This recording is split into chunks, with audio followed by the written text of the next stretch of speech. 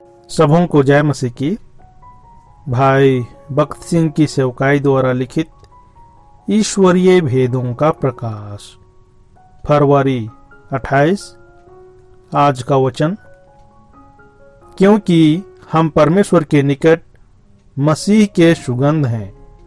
2 कुरिन्थियों अध्याय 2 पद 15। तिनकों को बटोरकर घोंसले में गूंथने के द्वारा वह मजबूत बनता है और बारिश या तूफान में भी वह मजबूती से टिके रहता है। हमको भी किसी भी हालत में योग्य रीति से चलना होगा। कितने ही लोगों को अकेले रहने में अत्यंत आनंद आता है। हम जब दूसरे लोगों के साथ रहते हैं तब एक दूसरे से मुठभेड़ हो जाता है। जब प्रभु के सच्चे विश्राम के लिए हम उसके घोंसले का भाग बनते हैं तब प्रभु की अपनी शक्ति हमें प्राप्त होती है। क्या ही धन्य है वह मनुष्य जो तुझसे शक्ति पाता है और वे जिनको सियोन की सड़क की सुधि रहती है। भजन संहिता अध्याय 84 पद 5। किसी भी प्रकार का बोझ, कसौटी या मुश्किलों के लिए हम प्रभु के पास जा सकते हैं। यदि हम मसीह यीशु के घोंसले का हिस्सा बने हैं तो सांसारिक मित्रों या सगे संबंधियों के पास मदद के लिए जाने की जरूरत नहीं। हम हरेक बोझ के लिए प्रभु को पुकार सकते हैं। वह हमारी समस्याओं का हल करेगा। और प्रभु के घोंसले का हिस्सा बनने वाले जहां जाते हैं वहां स्तुति फैलाते हैं। भजन संहिता अध्याय 84 पद 6।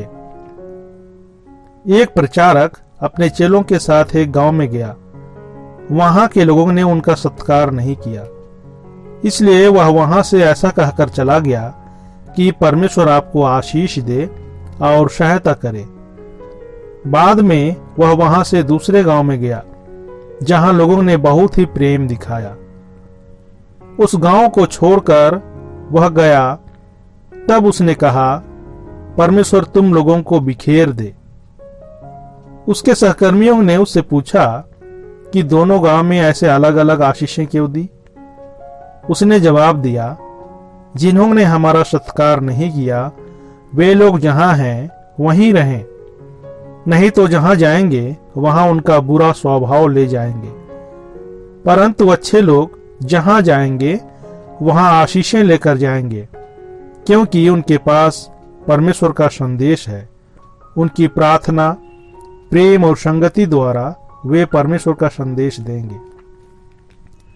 पाप में वर्षों तक जीने वाले पाप की दुर्गंध को छोड़ते जाते हैं। जैसे सिगरेट पीने वाले जहां जाते हैं वहां गाड़ी या बस में तंबाकू की दुर्गंध को फैलाते जाते हैं।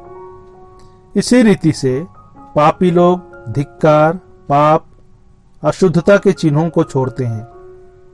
प्रभु यीशु के घोंसले का हिस्सा बनने के द्वारा हम जहां जाते हैं वहां सांत्वना, शांति और आशीष लेकर के जाते हैं। विश्वासी होने के नाते यह हमारा अधिकार है। प्रभु आपके साथ रहे और आपको आशीष दे।